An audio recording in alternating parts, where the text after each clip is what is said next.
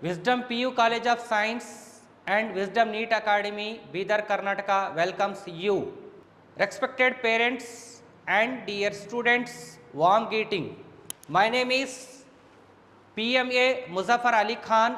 I have 17-year experience, HOD of Physics in NEET and JEE.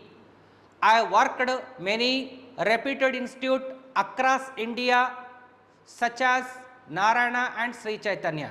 I have worked since 7 years in Wisdom PU College of Science and Wisdom NEET Academy, Bidar, Karnataka. आज है NCERT text book के बारे में बात करेंगे class 11 और class 12 के physics में। देखिए पहला हमारे एनसीईआरटी टेक्स्ट बुक में एग्जाम्पल्स होते हैं। एग्जाम्पल्स क्या है?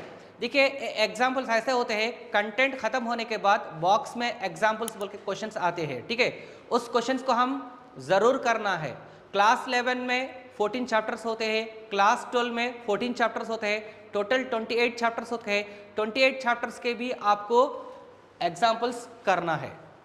एक्सरसाइज, अब देखिए एक्सरसाइज क्या होता है? ये एक्सरसाइज एनसीईआरटी टेक्स्ट बुक में हर चैप्टर कंटेंट खत्म होने के बाद एक्सरसाइज बोल के चालू होते हैं। यहाँ पर खासकर न्यूमेरिकल्स होते हैं, ग्राफ्स होते हैं, तो हर स्टूडेंट हर चैप्टर के एक्सरसाइज क्वेश्चंस करना जरूरी है। यहाँ पर न्यूमेरिकल्स भी होते हैं, ग्राफ्स भी होते हैं। यहाँ पर मल्टीपल चॉइस क्वेश्चन ऐसा कुछ नहीं रहते, खाली क्वेश्चंस रहते हैं। इस क्वेश्चन से करने से फायदा क्या है? देखिए आपका कॉन्सेप्ट क्लियर होता है। एनसीईआरटी के जो चैप्टर में जितना कंटेंट है पूरा कंटेंट आपका कवर हो जाता है, और किस टाइप के क्वेश्चंस भी उसके अंदर हम जनरेट कर सकते हैं, ये सारी चीज़ें आपको मालूमात होगी इस एक्सरसाइज के जरिए से। ये देखिए एडिशनल एक्सरसाइज, ये जो एडिशनल एक्सरसाइज है ये आकर सिर्फ ओल्ड एनसीईआरटी ही टेक्स्ट बुक में मिलते हैं, न्यू एनसीईआरटी टेक्स्ट बुक में नहीं मिलेंगे।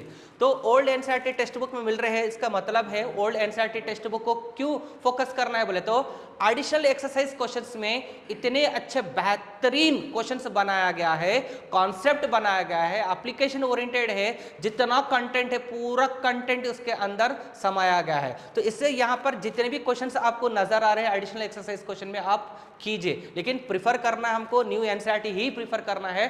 बट ओल्ड एनसीईआरटी सिर्फ एडिशनल एक्सरसाइज के लिए यूजफुल होती है। ये न्यू एनसीईआरटी में इस कंटेंट को हटाया गया है। अगला है हमारा एनसीईआरटी एग्जाम्पलर। देखिए एनसीईआरटी एग्जाम्पलर क्या होता है? हर चैप्टर के थोड़े क्वेश्चंस होते हैं, 10 या 12, 18 डिपेंड अपॉन द क्वेश्चन। तो क्लास 11 में 14 चैप्टर्स होते हैं, 14 चैप्टर्स के एनसीईआरटी एग्जाम्पलर क्वेश्चन बनेंगे। इसी तरह से क्लास 12 में भी कितने होंगे आपके 14 चैप्टर्स है, उसके भी 14 चैप्टर के एनसीईआरटी एग्जाम्पलर क्वेश्चंस बनेंगे। तो एनसीईआरटी एग्जाम्पलर क्वेश्चंस क्यों करना है बोले तो यहां से देखिए आपको नीट में 2 क्वेश्चंस आते हैं। कितने क्वेश्चंस आ रहे हैं आपको? नीट में 2 क्वेश्चंस आ रहे हैं। ऐसा आ रहे हैं, मान के चलिए जैसा एनसीईआरटी एग्जाम्पल्स में क्वेश्चन दिया गया है वैसा ही छापा जा रहा है, ना नंबर चेंज कर रहा है, ना क्वेश्चन की लैंग्वेज चेंज कर रहे हैं, ना ऑप्शन चेंज हो रहे हैं।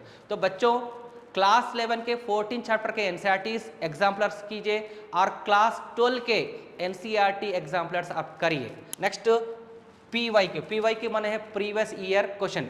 प्रीवियस ईयर क्वेश्चन मैं बस रेकमेंड करूंगा 15 ईयर्स के ज्यादा नहीं है, आपको 15 ईयर्स से ज्यादा नहीं पढ़ना है। क्यों 15 ईयर्स के? तो रीजन है कि हमको एवरी 5 ईयर 6 ईयर्स क्या होता है, सिलेबस चेंज होता है।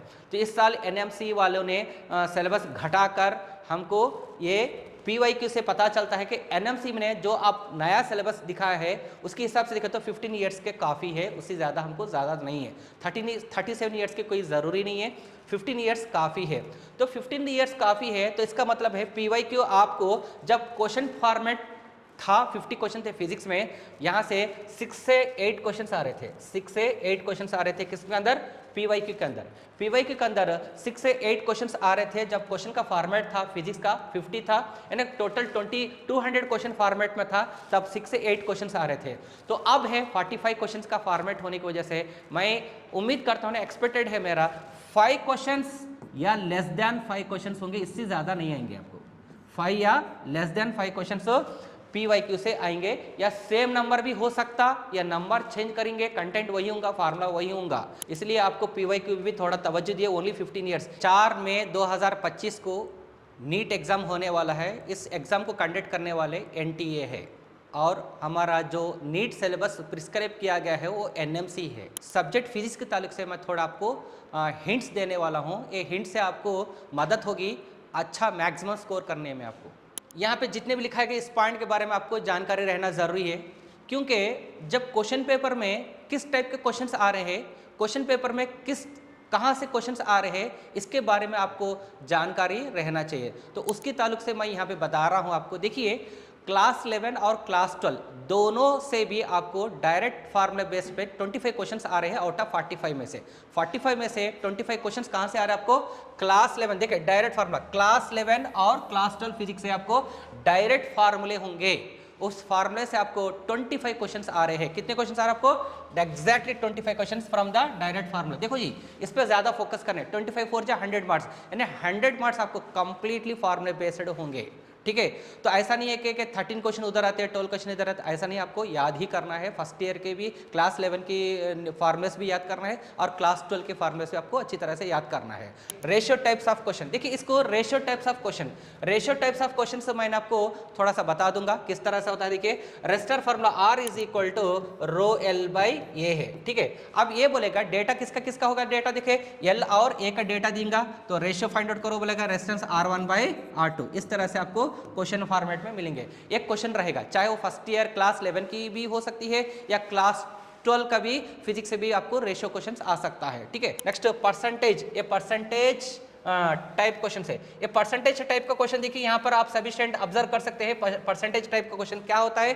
परसेंटेज देखिए momentum increasing by 20%, find the kinetic energy increasing by how much बोल के पूछ रहा है। तो यहाँ पे देखिए काइनेटिक एनर्जी का फार्मूला होता है परसेंटेज का, K is equal to p square by 2m है। तो यहाँ पे किसका किसका के और टी का, K is directly proportional to p square, यानी काइनेटिक एनर्जी और मोमेंटम के बारे में जिक्र किया गया है। Momentum is increasing by 20%, how much kinetic energy increasing, यानी परसेंटेज का टाइप का क्वेश्चन आता है। तो यहाँ इस फॉर्मूले पुट कर दीजिए, आपका आंसर आ जाता है। चाहे क्लास 11 से भी हो सकता है, चाहे क्लास 12 से भी ये क्वेश्चन आ सकता है। तो ऐसे टाइप के फिक्स्ड क्वेश्चन है फिजिक्स में, आपको इसको बिल्कुल करना है, एवरीडे प्रैक्टिस होना चाहिए। आपके क्वेश्चन पेपर में है या नहीं आप चेक कर लीजिए, नहीं तो आप सेपरेटली उसको प्रैक्टिस करने की कोशिश किया करो। ग्राफ, ये ग्राफिकली क्वेश्चन देखिए, ग्राफ बेस्ड क्वेश्चन होता है हमारा, क्लास 11 में भी है, क्लास 12 में भी है। तो डायरेक्टली प्रोपोर्शनल का ग्राफ आ सकता है, इन्वर्सली प्रोपोर्शनल का ग्राफ आ सकता है, या नहीं बोले तो इंक्रीजिंग हो सकता है, डिक्रीजिंग हो सकता है, पैराबोला का भी हो सकता है, हाइपरबोला का भी हो सकता है, या एलिप्स का हो सकता है, या इंडिपेंडेंट का टाइप का क्वेश्चन भी ग्राफ भी हो सकता है। तो ये सारी चीज़ें आपको जहन में रखते हुए हर चैप्टर से जितने भी ग्राफिकल क्वेश्चन बने हैं उसको अच्छी तरह से आपको कर लीजिए। तो ग्राफ से भी एक क्वेश्चन आपका फिक्स है, वो क्वेश्चन भी आपको एग्जाम में बहुत आसानी से आप कर सकते हैं, सॉल्व कर सकते हैं। नेक्स्ट सर्क्यूट डायग्राम, देखिए सर्क्यूट डायग्राम क्वेश्चन ये होता है सिर्फ हमको सेकेंड ईयर फिजिक्स बोलो या क्लास 12 की फिजिक्स में बोला करो, यहीं पे मिलता है। ये क्लास 11 से कोई लेना देना नहीं है। सर्क्यूट डायग्राम क्वेश्चन वो भी है, चुने गुने हुए चैप्टर से ही आपको मिलते हैं, सेलेक्टेड चैप्टर से ही मिलते हैं। वो है इलेक्ट्रिक पोटेंशियल एंड कैपेसिटर से ना, कैपेसिटर से सर्क्यूट डायग्राम बनते हैं, वहां से क्वेश्चन बन सकते हैं। करंट इलेक्ट्रिसिटी से भी सर्क्यूट डायग्राम क्वेश्चन बन सकते हैं। और मूविंग चार्जेस एंड मैग्नेटिज्म में है कि शंट रेजिस्टेंस, वहां से क्वेश्चन भी बन सकते हैं circuit diagram question. Next EMI से भी बन सकते हैं, और AC है, और नेक्स्ट आके सेमीकंडक्टर डिवाइसेस से भी आपको सर्क्यूट डायग्राम क्वेश्चन बन सकते हैं। तो आपका क्वेश्चन एक फिक्स है, इस पर आपको ध्यान देना चाहिए। आपके जो प्रिपरेशन में सर्क्यूट डायग्राम क्वेश्चन है या नहीं आप चेक कर लीजिए, एवरीडे इसको प्रैक्टिस कीजिए। एवरीडे प्रैक्टिस करने वाले क्वेश्चंस यही टाइप के होते हैं, आपको बिल्कुल इसको करना है। ठीक है, यहाँ पर देखिए सेम टाइप का क्वेश्चन मैं आपके लिए एग्जांपल रखा हूं, इसमें मैं आगे कराऊंगा इसको। देखिए next assertion and reason. Assertion reason questions के लिए आपको कंप्लीटली NCERT टेक्स्ट बुक को लाइन टू लाइन पढ़ना चाहिए कंप्लीटली, और फॉर्मुलेस पे भी कमांडिंग होना चाहिए। देखिए इस साल 2024 में हमको एक क्वेश्चन पूछा गया है, इलेक्ट्रिक पोटेंशियल के जरिए से डायग्राम दिया है और न्यूमेरिकल के जरिए से आपको क्वेश्चन पूछा गया है कि find the potential difference between centre and surface बोल के। कई बच्चे क्या कर रहे हैं, फार्मूला देखा कि आंसर आ गया तो आज ऑप्शन में आंसर मौजूद है, उसको आप टिक कर लिए है, लेकिन डिफरेंस का होने की वजह से, उसका वैल्यू क्या हो जाती है, ज़ीरो होता है। तो असर्शन रीजन में न्यूमेरिकल्स भी आ सकते हैं और थ्योरेटिकल क्वेश्चंस भी आ सकते हैं, या नहीं बोले तो आपने स्टेटमेंट पढ़ेंगे, जैसा ओम्स लॉ होता है, बायोट सावर्ट लॉ होता है, स्टेटमेंट क्वेश्चंस होते हैं, इनके स्टेटमेंट होते हैं, इसी भी असर्शन रीजन में आ सकते हैं। तो ऐसी सूरत में आपको करना क्या है बोले तो असर्शन रीजन के क्वेश्चंस में आपको फुल कमांडिंग होना है। तो completely NCERT based test, NCERT text book को आपको कंप्लीटली अंडरस्टैंड करके रहना है। तो आगे चल के देखिए हमारा स्टेटमेंट क्वेश्चंस। देखिए स्टेटमेंट क्वेश्चंस इस बार हम बहुत देखने को मिला है एनसीईआरटी से, वो भी कहीं भी, ये देखिए मैं मेंशन कर रहा हूं पॉइंट्स टू पॉइंटर। देखिए इस चीज को मैं बता रहा हूं, points to ponder. Points to ponder ये कहां पे होता है एनसीईआरटी में? देखिए पॉइंट्स टू पॉन्डर कहां पे होता है, पूरा चैप्टर खत्म हो गया, बाद में समरी आता, नेक्स्ट अगले आके पॉइंट्स टू पॉन्डर आ रहा है। तो 2024 नीट के पेपर में देखा गया, तो वेव ऑप्टिक्स से देखा गया, तो पॉइंट्स टू पॉन्डर से ही आपका स्टेटमेंट क्वेश्चन आया है। आप जाके रेफर कर सकते हैं NCERT text book points to ponder में, और क्वेश्चन पेपर सामने रख लीजिए, एज इट इज है, आपको नजर आता है, कुछ लाइन भी फर्क नहीं है। वहां पे डाट रहा तो डाट मिलता है, काम आया तो कामा मिल रहा है। तो इसीलिए हम आपको सजेस्ट कर रहे हैं पॉइंट्स टू पॉन्डर भी फिजिक्स की लैंग्वेज में इसको पढ़ाई कीजिए। एक बॉक्स में रहता है, 10 या 12 पॉइंट्स होता है हर चैप्टर के, इसको अच्छी तरह से आपको रिमाइंड कीजिए। ये भी फायदा है, जैसे छोटा मोटा फार्मूला शीट के जैसा ही है ये, तो आप इसको अच्छी तरह से पढ़िए। नेक्स्ट है हमको मैच द फॉलोइंग क्वेश्चन। देखिए मैच द फॉलोइंग क्वेश्चन ऐसा होता है, मैच द फॉलोइंग क्वेश्चन कि फिजिक्स में अक्सर क्या है कि करंट इलेक्ट्रिसिटी आपको फार्मूला दिया गया है, और नेक्स्ट आके केटीजी से भी फार्मूला बेस दिया गया है। नेक्स्ट ग्राफिकली आया था, तो आपको ग्राफिकल क्वेश्चन भी आए थे मैच द फॉलोइंग में। और मैच द फॉलोइंग में क्या है, ऊपर क्वेश्चन रहता है, नीचे आके आपको सॉल्व करने के लिए देता है कि सीरीज का पैरेलल कॉम्बिनेशन में कैपेसिटर या सेल का डेटा रहता है, उसको आपको सॉल्व करके आपको देना पड़ेगा। लेकिन आपको क्या है, मैच द फॉलोइंग क्वेश्चंस में अगर फार्मूला रहा और डायमेंशन फार्मूला रहा, बहुत आसानी है, टाइम लग जाता है। अगर ग्राफिकल भी रहा तो टाइम भी बहुत आसानी है ना, 1 मिनट में आपको क्वेश्चन हो जाता है। यानी यूनिट्स एंड डायमेंशन हो या फार्मूला हो या ग्राफ हो, तो विथ इन 1 मिनट में आपको ये सॉल्व कर सकते हैं। लेकिन न्यूमेरिकल्स आ गया तो आपको क्या है, थोड़ा टाइम लगता है। तो ऐसी सूरत में आपको करना क्या है बोले तो, आपको करना क्या है, चेक करना पड़े, चारों ऑप्शन चेक करने के लिए आपके पास टाइम नहीं रहता है, चारों ऑप्शन सॉल्व करने के लिए उतना टाइम आपके पास नहीं रहता है, क्योंकि एक सॉल्व करने में आपको 20-30 सेकंड चले जाते हैं, दूसरा सॉल्व करने में मोर देन यानी 2 मिनट या 2 मिनट से ज्यादा आपका टाइम हो जाता था। तो ऐसी सूरत में आपको करना क्या है बोले तो, आपको देखिए जो सीरीज का होता है या पैरेलल का होता है, पहले उसको इकट्ठा कर लीजिए, ऑप्शन में दोनों क्या है देख लीजिए।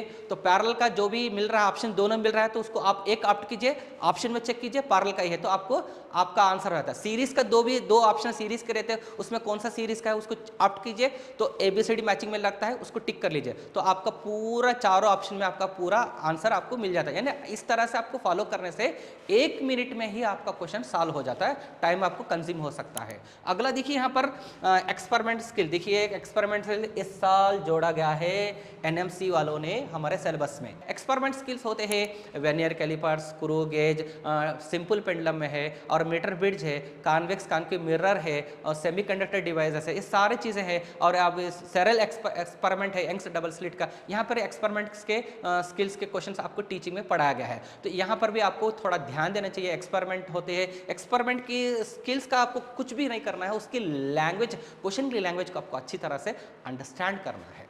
ज़्यादातर ये आकर एरर निकालने के लिए बोलता है या मिस्टेक निकालने के लिए आपको बोलता है, तो आप इन चीज़ों का पढ़ लीजिए, ज़्यादा से ज़्यादा नहीं है, हमें मेरे ख्याल से आपको 50 क्वेश्चंस होंगे पूरे फर्स्ट क्लास 11 और क्लास 12 फिजिक्स में दोनों मिला तो 50 क्वेश्चन ही होंगे, तो उसका अच्छी तरह से पढ़ लीजिए। उसमें से एक क्वेश्चन तो आपको बिल्कुल फिक्स है, लास्ट टाइम आपको वेनियर कैलिपर्स से क्वेश्चन आ चुका था, ठीक है। इस बार भी मैं उम्मीद करता हूँ स्क्रू गेज या वेनियर कैलिपर्स या मीटर ब्रिज या प्रिज्म से क्वेश्चंस आने वाले हैं, आप इसको अच्छी तरह से नोट कर लीजिए, इस पर ज़्यादा आपको प्रिपरेशन में जोड़ लीजिए, ठीक है। तो अब बताइए, इन सारी चीज़ें आपको मालूमात हो गई, इन सारी चीज़ों के बारे में आपको वेल अवेयरनेस है, तो आप किस बात की डर है? देखिए आप फिजिक्स में 180 को 180 आप ला सकते हैं, 100% स्कोर करने के चांसेस है। मैंने जितने भी मैंने आपको टिप्स दिया हूँ मई 4, 2025 को एग्ज़ाम होने वाले में, यही आपके क्वेश्चन पेपर के फॉर्मेट में यही नज़र आएंगे, आप इसको कर लीजिए। मैंने सेम बल्कि बताया था, इससे पहले मैंने था सेम टाइप का क्वेश्चन, सेम टाइप का क्वेश्चन में हमको करना क्या है। देखिए मैं एक एग्जाम्पल क्वेश्चन बना के आपको लाया हूँ। देखिए इसमें बहुत अच्छा टाइम खा जाता बच्चों का। यहाँ पर क्या है, बच्चे क्या करते, क्वेश्चन भी इतना आसानी नहीं रहते। देखिए क्वेश्चन कितना बड़ा है, अब देख सकते हैं क्वेश्चन की, देखिए कितना बड़ा है ये क्वेश्चन, ठीक है। तो क्वेश्चन भी इसी तरह से होते हैं, सेम टाइप के। ज़्यादातर क्वेश्चन क्या है 3 या 4 लाइन के हो जाते हैं। तो इसीलिए आपको करना क्या है, पहले देखिए ऐसे टाइप के क्वेश्चन आपको क्या करना है बोले तो एकदम ठंडे दिमाग से करना पड़ता है। फार्मूला हो जाता है, फार्मूला मिल जाता है आपको, लेकिन फार्मूला जो मिल रहा है वो फार्मूला के हिसाब से ये डेटा नहीं रहता है। फार्मूला को आपको मॉडिफाई करना पड़ता है। देखिए मैं क्वेश्चन पढ़ लूंगा पहले। 2 wires are made of the same material having the same volume. क्या बोला उन्हें, सेम। देखिए सेम नजर आना वर्ड, और सेम वॉल्यूम भी नजर आ गया। सेम मटेरियल और सेम वॉल्यूम दोनों भी नजर आ गया, ठीक है। The first wire has cross sectional area capital A and the second wire has cross sectional area 3a. If the length of the first wire is increasing by delta L on applying a force F, how much force is needed to stretch the second wire by the same amount? देखिए same, ये देखिए same. तो ये Young's modulus का formula है, यानी Young's modulus का formula क्या है, y is equal to F L by A into delta L. F बोले तो फोर्स, एल बोले तो length of the wire, A बोले तो area of the cross section of the wire, delta L माने एलांगेशन होता है। तो यहाँ पर देखिए क्लियर कट बता रहा है कि सेम वॉल्यूम। तो फार्मूला में सेम वॉल्यूम है क्या, देखो आप चेक करो एक बार, सेम वॉल्यूम इसमें नजर आ रहा है क्या, देखो नहीं नजर आ रहा ना, फार्मूला में सेम वॉल्यूम नहीं है। तो सेम वॉल्यूम नहीं है तो ये जो फार्मूला है इस डेटा से कोई भी लेना देना नहीं है। तो फिर करना क्या हमको, देखिए वॉल्यूम का स्टैंडर्ड फार्मूला जो भी होता है, आप देखिए वॉल्यूम का स्टैंडर्ड फार्मूला होता है एरिया इंटू लेंथ। तो यहाँ पर क्या किसका जिक्र नहीं कर रहा है, वो लेंथ का जिक्र नहीं कर रहा है। लेंथ को इक्वेशन लिखेंगे, length is equal to volume by area, तो लेंथ के बदले में वॉल्यूम बाई एरिया लिख दिए, तो force into volume by area square into elongation. तो यहाँ पर देखिए फोर्स, अब बोला सेम वॉल्यूम, बोला ना सेम वॉल्यूम नजर आ रहा है, इसमें क्वेश्चन में नजर आ रहा है, तो फार्मूला में सेम वॉल्यूम नजर आ गया। क्लियर हो गया आपका। देखिए 2 wires are made of same material माने उसका यंग्स मॉडुलस भी सेम हो गया, और वॉल्यूम भी हो गया। फोर्स का जिक्र क्या है, फोर्स भी है, और एरिया का जिक्र कर रहा है, एरिया भी है, डेल्टा एल का जिक्र कर रहा है, डेल्टा एल भी है। देखिए हमने एल को खाली मॉडिफाई किया है। तो इस तरह से क्वेश्चंस को आपको क्या करना होता है, वहां पे क्वेश्चन को जो भी दिया गया है क्वेश्चन के हिसाब से आपको फार्मूला को क्या करना है, मॉडिफाई करना होता है, ठीक है। तो एक फार्मूला नहीं है, इसके अंदर 2 फार्मूले लगे, देखो 1 और 2 फार्मूले, तब जाके आपका फार्मूला फिट हो गया है। अब इसमें हटाने की चीजें रहते हैं, जो सेम बोला गया है, देखिए वॉल्यूम को सेम बोला गया है, और यंग्स मॉडुलस को सेम बोला गया है, और डेल्टा एल को भी सेम बोला गया है। तो इन चीजों को क्या करना, फार्मूला से क्या कर देना, हटा देना चाहिए। हटाने के बाद force is directly proportional to A square, यानी एरिया स्क्वायर बन जाता। Force is directly proportional to area square. तब इसका इक्वेशन बन जाएगा हमारा, क्या बनेगा equation, F1 by F2 is equal to A1 upon A2 whole square. अब इसमें पुट कर लीजिए, F by F2 is equal to क्या होता है बेटा, 1/9 आता है। So F2 is equal to 9F।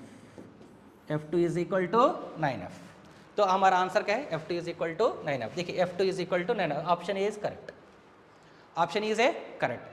तो इस तरह से सेम टाइप के क्वेश्चंस आपको प्रैक्टिस करना है, डेली प्रैक्टिस करना है ऐसे टाइप के क्वेश्चन से। मैंने जितने भी टाइप्स निकाला हूँ क्वेश्चन पेपर, आपके विजडम वालों ने आपके लिए एक सहूलत बना रही है प्लेटफॉर्म ऑनलाइन के जरिए से। ऐसे टाइप के क्वेश्चंस पूरे कर लीजिए। अगला मई 4, 2025 क्वेश्चन में इस टाइप के क्वेश्चन आपके क्वेश्चन पेपर में नजर आते हैं। आपको बेनिफिट भी हो सकता है कि कम टाइम में ज़्यादा स्कोर करने के लिए। तो ऐसे इस क्वेश्चंस को आपके प्रिपरेशन में डेली होना चाहिए, चाहे वो क्लास 11 से भी हो सकता है, वो क्लास 12 से भी हो सकता है। तो सर ने हमको एक चैप्टर लेके बताया शायद क्लास 11 से आता है, ऐसा एक्सपेक्टेशन मत कीजिए, दोनों सिलेबस से भी हमको आता है। देखिए मैक्सिमम क्या करते हम, गलती हमसे हो सकती है, कि ह्यूमन एरर भी हो सकता है, एग्जाम में बच्चों का भी एरर हो सकता है। तो एरर किस तरह से होता है, क्वेश्चन इनकम्प्लीट पढ़ना, ठीक है। अगर क्वेश्चन में देखिए आपने कई टेस्ट देखे होंगे, करेक्ट क्वेश्चंस पढ़ के होते, आपको क्या है वहां पे आप ग्रैंड टेस्ट में दिए होंगे करेक्ट बोल के दिए हुए, तो सेम क्वेश्चन वहां पर क्या है, एनटीए वाला ने इनकरेक्ट बोल के दिया है, तो आपका माइंड सिग्नल क्या है, इनकरेक्ट के बदले में करेक्ट बोल के जाता, तो वो भी आपसे क्या हो सकता, मिस्टेक हो सकता। तो इसको अवॉइड करने के लिए क्या करना है बोले तो आपको एक काम करना है, जब भी क्वेश्चन पढ़ते हैं तो पूरा माइंड आपका ब्लैंक होना चाहिए, जितना क्वेश्चन पढ़ रहे हो पूरा आपके माइंड में इंजेक्ट होना चाहिए, उसके हिसाब से आपको क्या करना है, फॉलो द आंसर, आंसर क्या आ रहा है उसको आपको ऑप्ट कीजिए। एक तरीका है ये अवॉइड करने का मिस्टेक में। दूसरा मिस्टेक करने का तरीका देख लीजिए, कई बच्चों ने मैं देखा हर साल हमको ये एनटीए वाला ने धोखे में रखता है, हमको फिजिक्स में खास कर एक दो क्वेश्चंस ऐसे क्वेश्चन बना के दे रहे हैं कि दो ऑप्शंस एसआई यूनिट में होते हैं, दो ऑप्शन हमारे सीजेएस यूनिट में होते हैं। बच्चों ने क्या करते, जब आंसर आ जाता है नंबर देख के उसको टिक कर देते, भाई ये आंसर आ गया, नंबर लगाओ, ये लगाओ लगाओ, ठीक है। फिर हम देखेंगे उसको यूनिट कन्वर्शन में देखेंगे तो हमारा आंसर दूसरा निकल जाता है। तो मेहरबानी करके हम हर स्टूडेंट से मैं रिक्वेस्ट कर रहा हूं, अगर दो ऑप्शन एसआई यूनिट है, दो ऑप्शन सीजेएस यूनिट है, तो आपका आंसर आने के बाद फिर दोबारा आपको यूनिट पे फोकस कीजिए, यूनिट पे जो फोकस करने के बाद जो यूनिट आपका सही लग रहा है वही इसको आपको ऑप्ट कीजिए। नेक्स्ट और एक तरीका है, नेक्स्ट देखिए ऐसे टाइप के क्वेश्चंस होते हैं कि आपको लग रहा है कि भाई चारों ऑप्शन में से दो ऑप्शन आपको बिल्कुल सही नहीं लग रहे हैं, तो दोनों ऑप्शन लेके आपको क्या है, क्वेश्चन के अंदर जाके आपको फिट करके देखना है तो कौन सा आंसर आपका सही होता है। तो यहाँ पे आपने मैक्सिमम टाइम आपको अवॉइड भी कर रहे हैं, यानी टाइम आपको सेव भी कर रहे हैं, ठीक है, इस तरह से आपको करना है। नेक्स्ट, ओवर कॉन्फिडेंसली क्वेश्चन नहीं पढ़ना चाहिए, एकदम ओवर कॉन्फिडेंस मेरे को आ जाता बोल के ऐसा भी नहीं पढ़ना चाहिए, ठीक है। क्वेश्चन को जो लैंग्वेज होती है, क्वेश्चन के जो पढ़ने का तरीका होता है वही तरीके में आपको क्वेश्चन को रीड करना है, और जो भी आप डेटा लिख रहे हैं उसका प्रॉपर मैनर में आप डेटा लिखा कीजिए और जाके फॉर्म में उसको डायरेक्ट आप उसको पुट कर दीजिए, तो आपका आंसर आपको बहुत इजीली और कम टाइम में विथआउट स्ट्रेस आप आंसर आप आराम से भी दे सकते हैं। देखिए अगला है हमारा, देखिए how to attempt every question confidently. देखिए कॉन्फिडेंटली हम क्वेश्चन कैसा देना है, एग्जाम्पल मैं आपको बता रहा हूँ। देखो E is equal to B L B sine theta आ गया आपको, E is equal to B L B sine theta, तो E is equal to B L B sine theta आ रहा है, तो आप बताइए कौन सा चैप्टर है, इलेक्ट्रोमैग्नेटिक इंडक्शन यानी ईएमआई चैप्टर से है ये। तो इसके रिलेवेंट के जितने भी आपको फॉर्मूलास आ रहे हैं उसको आप लिख लीजिए। आपको क्वेश्चन करने नहीं आ रहा है, टाइम लग रहा है, आपको डर फियर हो रहा है, तो क्या है जो चैप्टर दिया है उसका क्वेश्चन को वहाँ पे फार्मूला, आप फार्मूला को लिखिए, रीड करिए, लिखने के बाद वहाँ पर डेटा जो डेटा आ रहा है कौन से फार्मूला में फिट हो रहा है उसको आप लगा दीजिए, तो आपका कॉन्फिडेंशियल लेवल बढ़ जाता है, खुद ब खुद बढ़ जा रहा है, कोई डरने की बात नहीं है। आपने जो भी पढ़ा है उसको थोड़ा सा रिकॉल कीजिए, थोड़ा सा पेपर वर्क कीजिए, वहाँ पर कंप्लीटली आपको कॉन्फिडेंटली आप क्या करते हैं उसको क्वेश्चन को अच्छी तरह से अटेंड कर सकते हैं विथआउट मिस्टेक।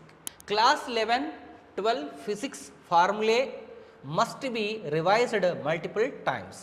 हाँ ये बात ज़रूरी है हर बच्चों को, जब तक मई 4 मई 2025 तक आप लोग क्या करना है, क्लास 11 और क्लास 12 की फिजिक्स की जितने भी फार्मूले है मल्टीपल टाइम रिवाइज करना है। क्यों फार्मूला रिवाइज करने वाले, तो एक फार्मूला आपको आ जाता, एक फार्मूला बिल्कुल डायरेक्ट फार्मूला आपको पूछा जाएगा।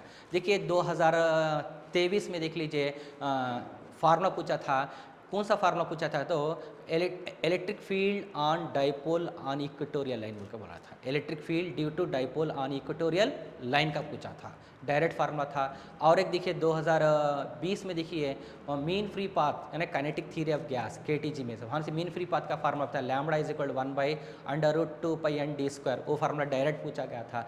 यानी हमको एक क्वेश्चन फिक्स है, आपने जितने फार्मूला याद करे वहाँ से एक फार्मूला का क्वेश्चन आपको मिलेगा, ठीक है। इसलिए हम क्या कर रहे हैं, बार बार आप फार्मूलास को रिवाइज कीजिए, हर फार्मूला रिवाइज कीजिए, जितने फार्मूलास होते हैं उतने फार्मूलास आप रिवाइज कीजिए। एक क्वेश्चन 45 में से एक क्वेश्चन आपको बिल्कुल फार्मूला बेस पे एक क्वेश्चन आपको मिलता है।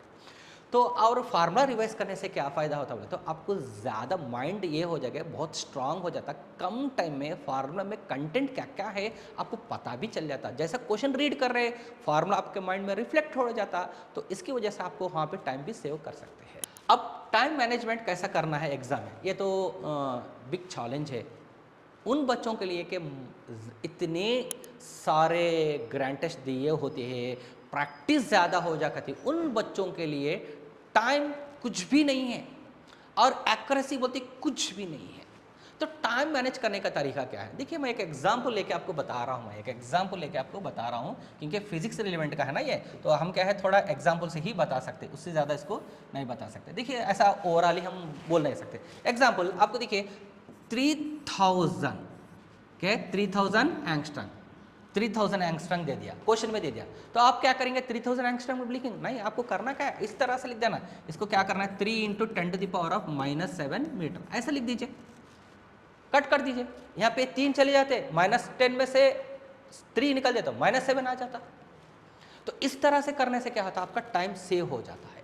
क्वेश्चन रीड करते वक्त तो आपको लिखना, ये डेटा लिखना है, ये डेटा नहीं लिखना है। और इसी तरह से एनर्जी का फार्मूला E = hc/λ, इसका डेटा आपको याद करना है, क्योंकि मल्टीपल टाइम्स आप क्वेश्चन सॉल्व करके होते हैं। इसकी वैल्यू भी स्टैंडर्ड वैल्यू हो जाती है 19.8 × 10⁻28 इसकी वैल्यू भी याद कर लिए। तो आप देख लीजिए अब क्या होगा, इसमें फार्मूला सिर्फ लैम्बडा की वैल्यू पुट करना है। लैम्बडा की वैल्यू पुट कर दिए तो फार्मूला ऑलरेडी, फार्मूला का कोई जरूरी नहीं, आपको डायरेक्ट लगा दिए 19.8 × 10⁻28 लैम्बडा लगा दिए, तो यहाँ पर आपका टाइम कंज्यूम हो गया, ये फार्मूला की जरूरत भी नहीं पड़ती। तो इसी तरह से आप कहे एग्जाम में टाइम कम करना है। और देखिए एक्यूरेसी भी बहुत अच्छी हो रही है आपकी। एक्यूरेसी कैसा हो रही है, देखो इसके अंदर जरा बराबर भी गलती नहीं हो रही है, क्योंकि नंबर्स भी अच्छी तरह से लिख लिया, आपको झंझट नहीं है, इसका कोई टेंशन नहीं है। और एंगस्ट्रम लिखने का तरीका मैंने भी बता दिया, लैम्बडा वेवलेंथ को किस तरह से उसको रिप्रेजेंट करना वो भी मैंने बता दिया मैंने। तो यहाँ पर क्या है, आपकी एक्यूरेसी भी मेंटेन हो रही है और इसकी तरफ से स्पीड भी मेंटेन हो रही है, दोनों भी मेंटेन कर रहे हैं आप। अब और एक क्वेश्चन है कि जब क्वेश्चन छोटा होता है तो उसको अच्छी तरह से थोड़ा स्पीड बढ़ाकर पढ़ने की कोशिश क्या करो। जब क्वेश्चन छोटा होता है तो स्पीड से पढ़ने की कोशिश क्या करो। अगर क्वेश्चन मीडियम और एवरेज लेंथ बढ़ी रहा तो यानी पैराग्राफ यानी 3-4 लाइन वाला हो गया है क्वेश्चन, तो उसको थोड़ा सा धीमे से पढ़िए, क्योंकि हम एक एक लाइन से एक एक लाइन को रिलेवेंट करते हुए हमको जाना है, कनेक्ट होता है। एक लाइन का पहली लाइन का दूसरी लाइन को क्या होता है, डेटा कनेक्टेड होता है। तो इसी तरह से आपको उसको थोड़ा सा क्या करना है, थोड़ा स्लोली पढ़ना पड़ता है। एक लाइन में या 1.5 लाइन में होता है तो उसको फास्ट में पढ़ लीजिए, आपका बहुत टाइम भी वहाँ भी सेव हो जाता है। और भी टाइम सेव करने के मेथड्स बहुत है। ठीक है, de Broglie wavelength of electron बोल देता है लैम्बडा = 12.27 √V, यानी पोटेंशियल डिफरेंस है। इन सारी चीज़ों को आपको याद रखेंगे, इन सारी चीज़ें आपको याद हो गए तो आपको क्या हो गया, बहुत कम टाइम में आपको मैनेज कर सकते हैं। नहीं इसका मैं हमको याद नहीं है सर, हमको ये फार्मूला याद है, हम ये याद करते बोले तो h/√2mke, ये फार्मूला याद रहा आपको तो अच्छी बात है। तो ये फार्मूला आपको डेटा वैल्यूज पूरा पुट करेंगे तो आप देखिए मैं बता रहा हूँ 2 से 3 मिनट आपके निकल ही जाएंगे इधर, 2 से 3 मिनट आपके निकल जाएंगे। तो ऐसी सूरत में ऐसे वाले आपको हेल्पफुल करते हैं कि टाइम मैनेज करने में एक्यूरेसी में आपको ये बहुत मदद करते हैं। सभी स्टूडेंट एक इंस्टीट्यूट ज्वाइन करे होंगे, वहाँ पे ग्रैंड टेस्ट चलते होंगे या ऑफलाइन या ऑनलाइन किसी मोड पे भी। तो सभी स्टूडेंट से मैं रिक्वेस्ट कर रहा हूँ, जितने लोग नीट की तैयारी करें इस हिंदुस्तान में, सभी स्टूडेंट को क्या है ग्रैंड टेस्ट देना ज़रूरी है। इसमें आपका फ़ायदा है। हमने जितने भी आप प्रीवियस में बताया था मैं को आपको कि किस तरह से इसको क्वेश्चन में हाई या नहीं, किस तरह से क्वेश्चन आपको 45 क्वेश्चंस में से कौन से टाइप के क्वेश्चंस आ रहे हैं, कितने आ रहे हैं, ये सारी चीज़ें हमने ऑलरेडी बता चुके हैं। एक बार देख लीजिए, यही आपके question grand test question paper में नज़र आए तो आप बताइए 100% आपको फिजिक्स में इतना कॉन्फिडेंस आएंगे, इतना बूस्ट मिलेगा कि आपको एक फियर ही खत्म हो जाएगा। फिजिक्स का पूरा 100% फियर खत्म हो जाता है।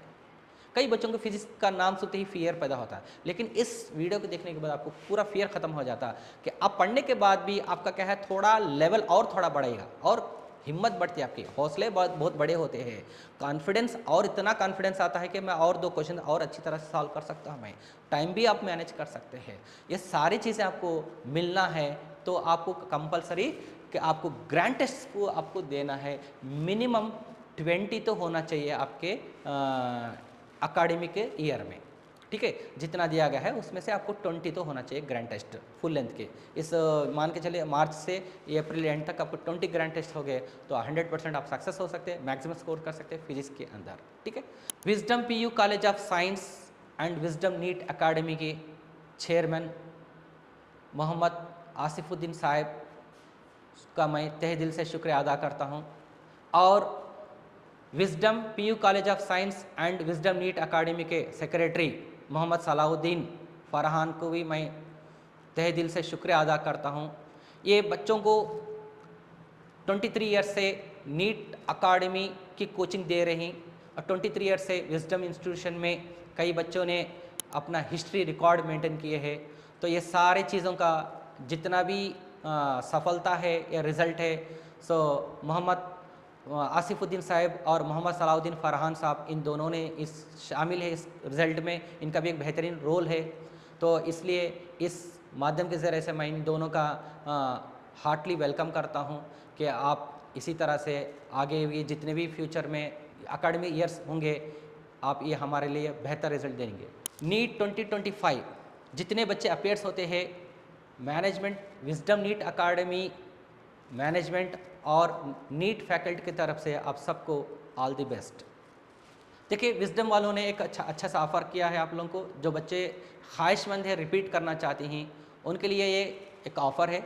ऑफ़र के तौर से हम आपको शो किया जा रहा है।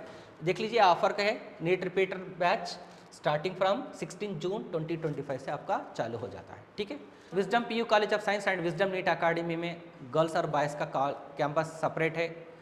गर्ल्स कैंपस है ये और ये बॉयज़ कैंपस है, और इसके साथ क्लासेस भी दोनों के अलग होंगे।